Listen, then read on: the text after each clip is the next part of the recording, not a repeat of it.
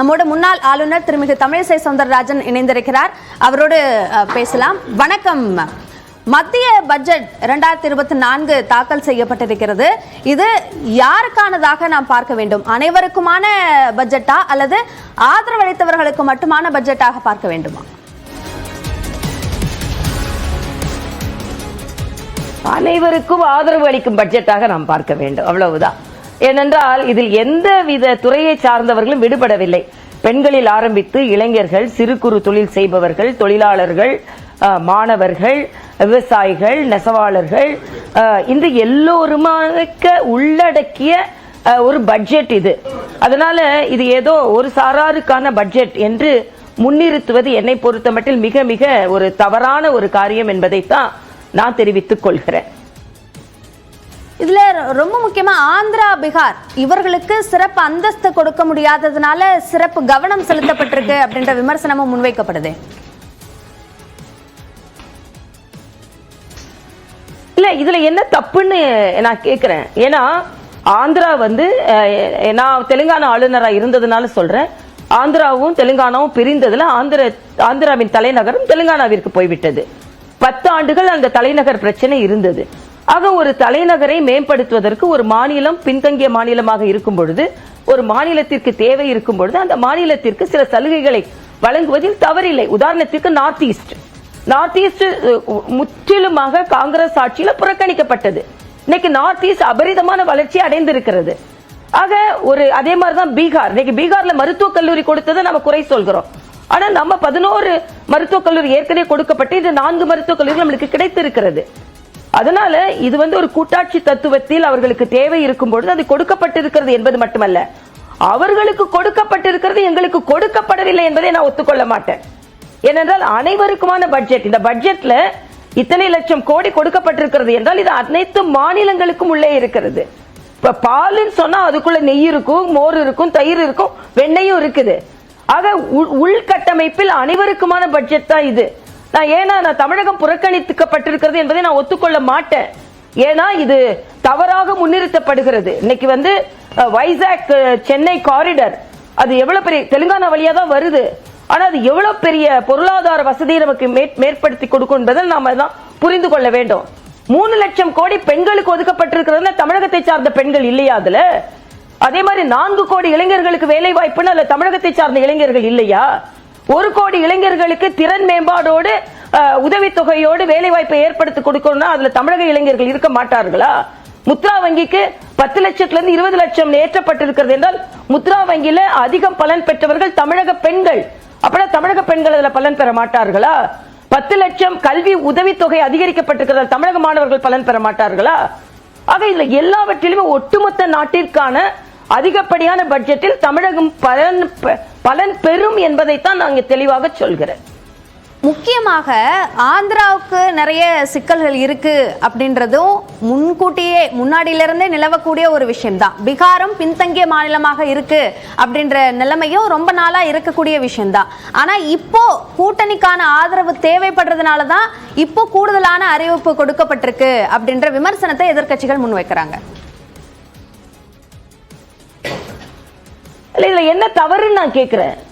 இப்போ ஸ்டாலின் அதிமுக எம்எல்ஏக்களையும் திராவிட முன்னேற்ற கழக எம்எல்ஏக்களையும் ஒன்றா நடத்துகிறார்களா? அதே மாதிரி தமிழக பட்ஜெட் தாக்கல் செய்யப்படுகிறது. ஒவ்வொரு மாவட்டத்தையும் தனித்தனியா சொல்றாங்களா? தமிழகத்தில் ஒரு 100 ரூபாய் ஒதுக்கப்படுகிறது என்றால் அதில் பங்கு அத்தனை மாவட்டங்களுக்கும் தான். இதுல திருநெல்வேலி என்ற பெயர் வரல, அதனால திருநெல்வேலிக்கு பங்கே இல்லைன்னு சொல்ல முடியுமா? ஆக ஒரு மாநிலத்தின் பட்ஜெட் தாக்கல் செய்தால் அது அனைத்து பரவலான அனைத்து மாவட்டங்களின் திட்டங்களுக்காகத்தான். அதே மாதிரி ஒரு நாட்டில் பட்ஜெட் தாக்கல் செய்யப்பட்டால் அது அனைத்து நாடுகளுக்கு அனைத்து மாநிலங்களுக்கு உள்ளானதுதான். இன்னைக்கு பின்தங்கிய மாநிலம் சொல்றீங்க. போன முறை விருதுநகர் போன்ற மாவட்டங்களை எடுத்து அதிக கவனம் செலுத்தக்கூடிய மாவட்டங்கள் என்று தனி கவனம் செலுத்தினார்கள். அப்பனா மற்ற மாவட்டங்களை புறக்கணிக்கிறார்கள் என்ற அர்த்தமா? இல்ல. ஆக நாம ஒரு பேலன்ஸ்டா செய்யறது முற்றிலுமாக, ஆனா இதை காரணமாக வைத்துக் கொண்டு தனக்கு வேண்டியதெல்லாம் கிடைக்காது, நேரடியா எல்லா வசதியும் தானா போய் கிடைக்குது, இளைஞர்களுக்கு நேரடியா போய் கிடைச்சிருது, பெண்களுக்கு நேரடியா கிடைச்சிருது, சிறு குறு தொழிலுக்கு நேரடியா கிடைச்சிருந்த ஆதங்கத்துல தமிழகத்துல எங்களுக்கு கிடைக்கல என்று சொல்லிக் கொண்டு இருக்கிறார்கள். தமிழகத்திற்கும் சேர்த்துத்தான் இந்த பட்ஜெட் தாக்கல் செய்யப்பட்டிருக்கிறது. வேண்டும் என்று இது அரசியலாக்கப்படுகிறது என்பதுதான் எனது கருத்து. இல்ல, 2 மாநிலங்களுக்கு கூடுதலான கவனம் என்று கொடுக்கப்படுவது மற்ற மாநிலங்கள் செலுத்தக்கூடிய வரியையும் சேர்த்து கூட்டணி சார்ந்த கோரிக்கைகளை திருப்திப்படுத்துவதற்காக பயன்படுத்திக் கொண்டிருக்கிறது மத்திய அரசு அப்படின்னு சொல்றாங்க. அது நான் ஒற்றுக்கொள்ள மாட்டேன். ஏன்னா ஒரு மாநிலம் என்று ஒரு பரவலாக ஒரு பட்ஜெட் தாக்கல் செய்யும் பொழுது நான் ஏற்கனவே சொன்னேன், ஏற்கனவே போன முறை ஒரு அதிக கவனம் செலுத்தக்கூடிய மாவட்டங்கள் என்று விருதுநகர் போன்ற மாவட்டங்களை தமிழகத்தில் இருந்து தேர்ந்தெடுக்கப்பட்டார்கள். அதே மாதிரி ஸ்மார்ட் சிட்டி, அமிர்த் சிட்டிஸ், இதுல நீங்க உத்தரப்பிரதேசத்துக்கு அடுத்தால தமிழகத்தில் உள்ள கிராமங்களுக்கும் நகரங்களுக்கும் தான் அதிக கவனம் செலுத்தப்பட்டது. அப்ப மற்ற மாநிலங்களில் தமிழகத்தில் உள்ள மாநிலங்களில நீங்க ஊர்களை அதிகமாக நீங்க செலக்ட் செய்து விட்டீங்கன்னு யாரும் கேட்கல. ஏன்னா அந்தந்த மாநிலங்களுக்கு தேவையாக இருப்பதை, இப்போ ஒரு அம்மா சாதம் கொடுக்கறாங்கன்னா 2 குழந்தைங்க வீக்கா இருந்தா அந்த 2 குழந்தைங்களுக்கு கொடுக்கறதுல தப்பு இல்ல. அதே நேரத்தில் மற்ற குழந்தைங்களுக்கு அவங்க பசியோடு போடுறாங்கன்னு அர்த்தம் கிடையாது. ஒரு நாட்டின் ஒட்டுமொத்த பட்ஜெட் என்று வரும்போது அதுல தமிழகத்தின் பங்கு இருக்கணும். நான் என்ன சொல்றேன், இதைத்தான் பெண்களுக்கு அறிவித்த 3 லட்சம் கோடியில எங்களுக்கு அதிகமா கிடைக்கணும், இளைஞர்களுக்கு அறிவித்திருக்கின்ற 2 லட்சம் கோடியில எங்களுக்கு 2 லட்சம் கோடி ரூபாயில எங்களுக்கு அதிகமா கிடைக்கணும் அப்படின்னு நிதி ஆயோக்கு போய் தமிழகத்தின் உரிமையை நிலைநாட்ட வேண்டும் என்று நாங்க சொல்றோம். ஆக ஒண்ணுமே தெரியாம உள்ள என்ன இருக்குன்னே தெரியாம நாங்க புறக்கணிக்கிறோம் என்று சொன்னால் தமிழக நலனை மத்திய அரசு புறக்கணிக்கவில்லை, தமிழக முதலமைச்சர் தான் புறக்கணிக்கிறார் என்று நேரடி குற்றச்சாட்டை நான் வைக்கிறேன். ஆக நிதி ஆயோக் கூட்டம் எதுக்கு நடக்குது? ஆக என்னென்ன விதத்தில் உங்கள் மாநிலத்தை முன்னேற்ற முடியும், எந்தெந்த வகையில் உங்கள் மாநிலத்திற்கான நிதி பகிர்வை கொடுக்க முடியும், இதையெல்லாம் பகிர்ந்து பேசுவதற்கு தான். ஆக அதை புறக்கணிக்கிறேன்னு சொன்னா என்ன அர்த்தம்? அப்ப தமிழக நலனை யார் புறக்கணிக்கிறார்கள்? ஆக என்ன பிரச்சனை இருந்தாலும் போய் வாதாடி பெறுவதுதானே தமிழக முதலமைச்சரின் வேலை. இதைத்தான் நான் சொல்றேன். நான் மறுபடியும் சொல்றேன், நேத்து முழுதா பட்ஜெட்டை நான் படிச்சுட்டேன். பல திட்டங்கள், எல்லா வகையான திட்டங்களும் தமிழக மக்களுக்கு பலன் தருவதாகத்தான் இருக்கிறது. ஒரு பட்ஜெட், ஒரு குடும்பத்துல ஒரு சாதம் சமைக்கும் போது அது உங்களுக்கு கொடுக்காம பசிய மற்றவங்களுக்கு ஆற்றுவேன் என்று எந்த தாயும் சொல்ல மாட்டாள். அதைத்தான் மத்திய அரசு செய்கிறது என்று நான் சொல்கிறேன். இல்ல, இப்போ நீங்க சொன்னீங்க நிதி ஆயோக்ல நேரடியாக போய் கேட்டு பெறணும் அப்படின்னு. போய் கேட்கணும் மற்ற மாநிலங்கள், ஆனா ஆதரவளித்தவர்களுக்கு கேட்காமலே கொடுக்கப்படுதா அல்லது கேட்கும் அத்தனையும் அவங்க ஒரு அழுத்தம் கொடுக்காமலே கொடுக்கப்படுதா அப்படின்ற கேள்வி எழுது. இல்ல, இது அரசியல் என்பதை நீங்க ஒத்துக்கொள்ள வேண்டும். இப்ப இவங்களுக்கு ஆசை என்னன்னா, ஆதரவு அளிக்கின்ற மாநிலங்களுக்கு எதுவும் கொடுக்காம ஆட்சி கவிழ்ந்து மறுபடியும் பெரும் செலவில் தேர்தல் வரணும்னு அவங்க எல்லாரும் அப்படியே எதிர்பார்த்து கொண்டிருந்தாங்க. என்ன தவறுன்னு நான் கேட்கிறேன். ஒரு அரசியல்ல எல்லா விதத்தையும் தான் கவனிக்க வேண்டும். ஒரு அரசியல் சூழ்நிலை, அந்த மாநிலத்தின் அரசியல். அப்படி பார்த்தா தமிழகம் ஏன் அப்படிப்பட்ட ஒரு சூழ்நிலை? நீங்க தமிழகத்திலையும் போய் உறவு ரீதியாக இருந்து தமிழகத்திற்கு எப்ப பார்த்தாலும் சண்டை போட்டுக்கிட்டே இருப்பேன், எப்ப பார்த்தாலும் நான் புறக்கணிச்சுட்டே இருப்பேன், எப்ப பார்த்தாலும் இந்த மத்திய அரசு கொடுக்கிற எதையும் நான் ஒத்துக்கொள்ள மாட்டேன் அப்படின்ற நிலைப்பாடை ஏன் நீங்கள் எடுக்கிறீர்கள் நான் கேட்கிறேன். ஒரு உறவு ரீதியான நிலைப்பாடு. ஏன் கலைஞர் அவர்கள் இருக்கும்போது கூட மத்திய அரசோட ஒரு உறவு ரீதியான நிலைப்பாடை தானே கொண்டிருந்தார்கள்.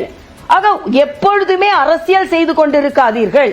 அதனால் தமிழ்நாடு பலன் பெறுவது இல்லை என்பதை நீங்கள் புரிந்து கொள்ள வேண்டும் என்பதுதான் எனது கோரிக்கையாக இருக்கிறது. ஒட்டுமொத்த பட்ஜெட்ல எல்லாம் தமிழ்நாடு மட்டும் விடுபட்டுச்சுன்னா பரவாயில்ல, பல மாநிலங்களின் பெயர் சொல்லப்படவில்லை. ஆக சொல்லப்படாததினால் உடனே அந்த மாநிலங்களுக்கான பங்கு இல்லை என்று சொல்லிவிட முடியாது. ஆனால் இதை நீங்கள் அரசியலாக்குகிறீர்கள் என்பதுதான் எனது கருத்து.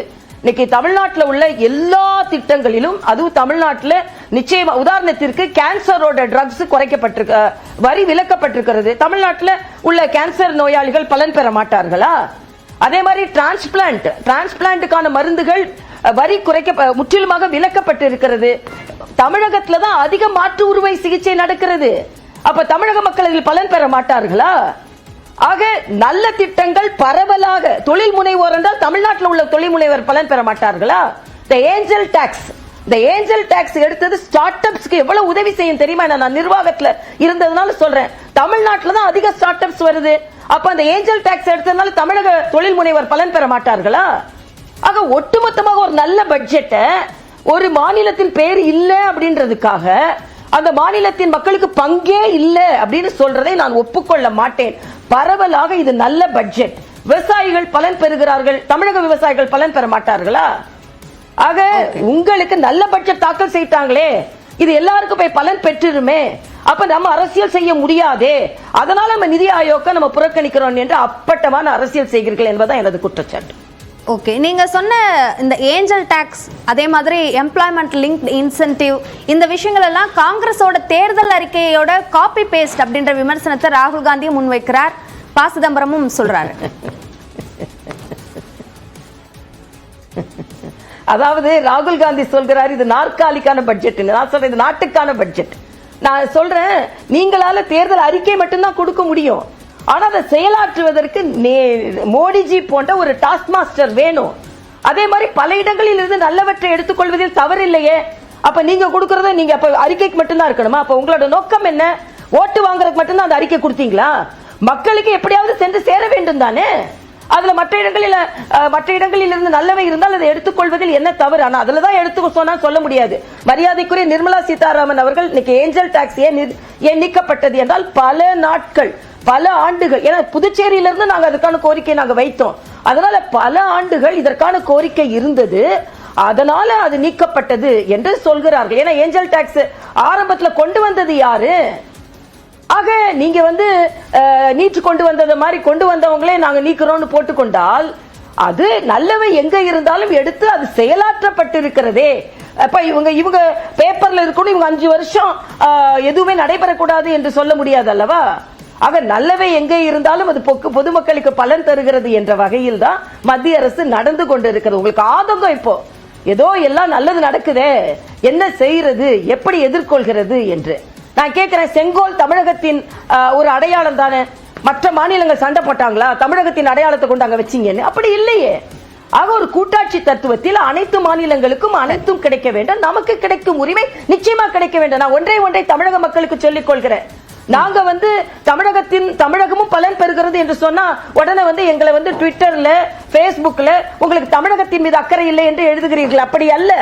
தமிழகத்திற்கு எது வேண்டுமோ அதை போராடி பெற்றுத் தருவதற்கு நாங்களும் பலமுறை முயற்சி செய்திருக்கிறோம். ஆனா தமிழக மக்கள் முழுமையான ஆதரவையும் தர வேண்டும்.